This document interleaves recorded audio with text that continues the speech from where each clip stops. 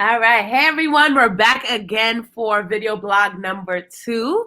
I am joined by today with Lynnore Thames. Welcome. Welcome Thank you. to have you. So you've been a member since 1997. Mhm. That is amazing. So with that saying, how did you get involved in the Black Women in Sports Foundation? Well, I used to work in with the Women's Sports Foundation at the time in the early '90s, early to mid '90s, and I'd become acquainted with Dr. Alpha Alexander, and through some projects that we worked together on. She was working with the YWCA at the time, and I worked at the Women's Sports Foundation, and we collaborated together with on National Girls and Women in Sport Day, and developed a relationship. And she asked me one day if I was interested in serving on the board. I was familiar with the foundation. I was familiar with Tina Sloan Green, and the work that she did and the pioneering, her pioneering ways. And I was always, interested in finding more ways to be involved in contributing to the success of young Black girls and women. I love that. I love that. So why is Black Women in Sports Foundation important right now? Well, I think there's so many issues that we're dealing with um, as a people, as a culture. Uh, you know, the foundation is important because of the opportunity that women get, men and women, because we try to reach a broad audience, but particularly young girls, as far as giving them some of the tools that are very helpful to for success. There have been lots of there's been lots of evidence based studies that have shown that getting involved in sports, particularly at a young age, can really help girls with self-esteem, can really help them as far as being successful, both not only in athletics but also in school. Right. So and it really helps with concentration, and with everything that's going on with the pandemic, if there are ways to try to keep focused and hone in on a particular area, that is definitely something that's needed right now. And then too, look, it also helps you feel good, you Yeah. know, and it keeps your mind off of things. It allows you to focus your energies, channel your energies. So Mm.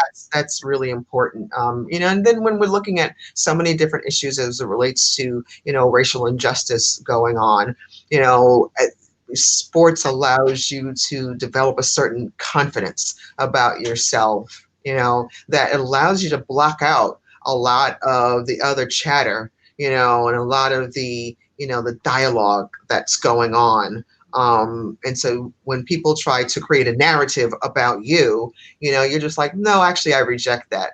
You Right. know, Well, thank you for sharing that. So, who's an influential Black woman, or whether a mentor or role model, that has influenced you in your life? well, definitely my mom. I mean, my mother was amazing. I saw her, working and going to school while raising a family. So I always have to start at home. Both she and my grandmom, were, are, well, my grandmom was, my mom still is, amazing women, both career women, but also family women, and they took care of their families. Another person who had a great influence on me, and particularly as far as, leading to my career and being a lawyer, was the great Shirley Chisholm. I mean, she came to my elementary school way Wow. back when, in the early '70s, when she was running for president. And to me, that was one of the first time I'd seen a woman of color, a Black woman, who was involved in a profession that was outside of some more of the more traditional professions that we saw in the Black community.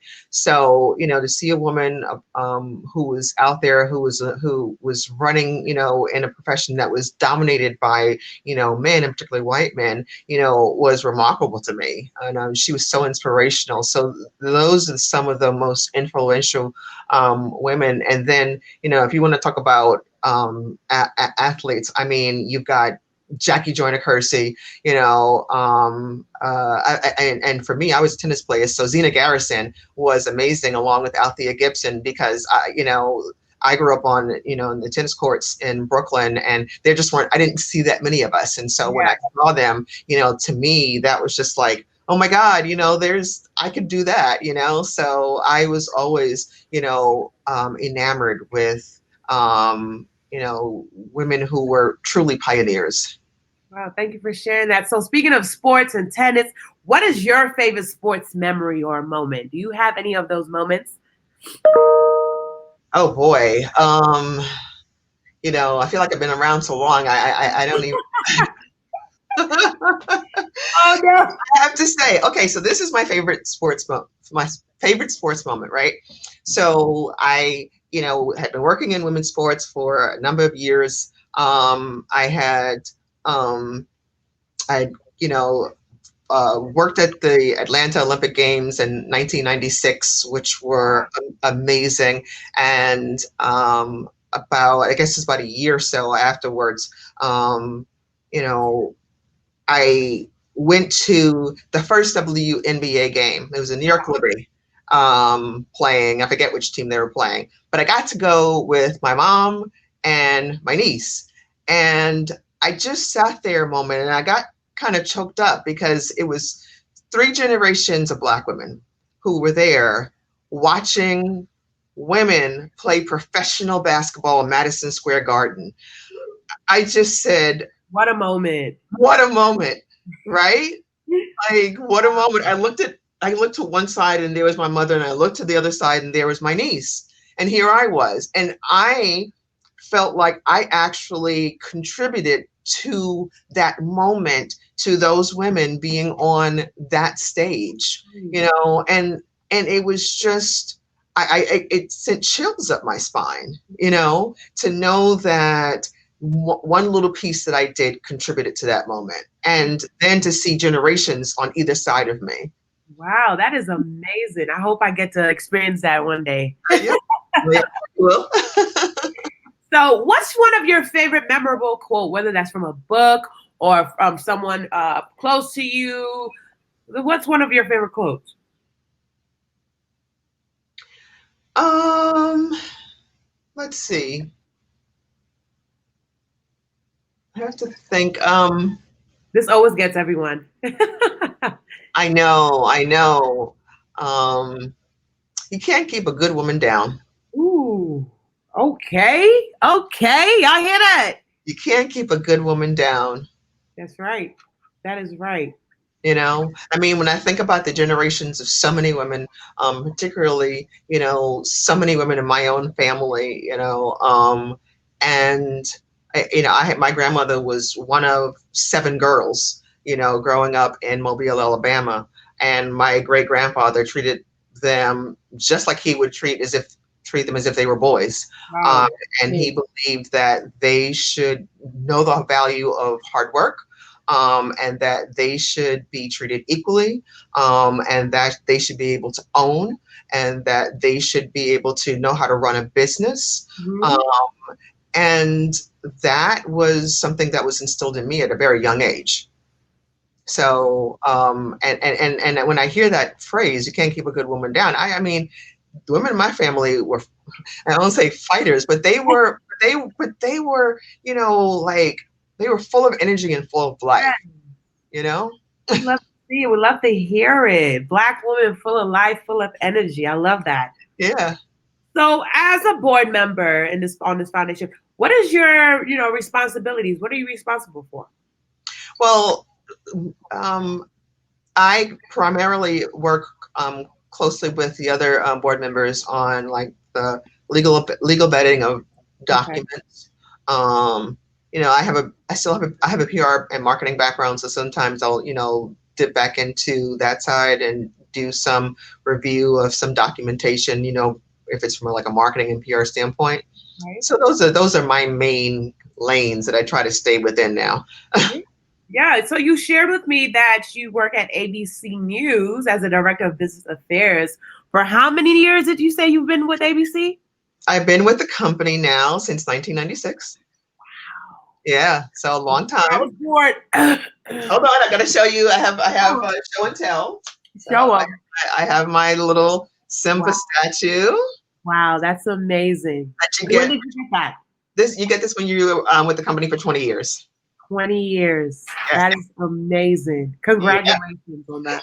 you. So, with that saying, as a Black woman, what is some of the challenges you face during your professional development? You know, I think just like well, with just like with many other women, you find yourself sometimes the only person, the only one in the room. Right. Um, you you have to find your inner voice in order to be able to articulate, your message, and also you have to you have to be confident in why your voice is important and why your voice matters. Hmm. Because I think that sometimes, we'll walk into a room and we'll be like, we'll automatically count ourselves out. And we can't do that. We have to believe that we're there for a reason, we're there for an appointed reason, and that we get to contribute just like the next person. Exactly. Exactly. Well, thank you so much for sharing that. Before I let you go, Yes. what is one fun fact about you before I let you go? That I will, to my detriment, stay up until crazy hours binge watching just about anything. I'm in addition to being a big sports person, I am also um, a movie crazy addict. And not just movies, just like any kind of TV. I Tell grew us up. what you've been watching now. Let's see. I'm binge watching way too many things. I'm binge watching Ozark. I'm binge watching what do you call it? What's that? Lovecraft? What's the name of the one? Yes, Lovecraft Country or something like Yes, that. Lovecraft Country. I'm binge watching What? Madam Secretary. What? It's too much. That's a lot. That's a lot. Oh, you got taste. We see. You got taste. It's and then I also I think I started rewatching the Michael Jordan documentary that ESPN did, Last dance. which was amazing. I mean, absolutely. Yes. Yes. And then I literally have been going through like there's a couple of other streaming services that have some really amazing documentaries on blacks and blacks in sports. And so I've been I've just been looking for content, because I think that we're in a unique time period where we can Sure. see content that's being created. For sure. Well, thank you so much for sharing those wisdom. I really do appreciate it. Hopefully, everybody who's watching appreciate it too. So, Thank you. It was a pleasure speaking with you. no problem. Well, you heard it from Lynnore. Thank you so much. Tune in for the next video blog. My name is Tolu. Take care. Bye. Bye.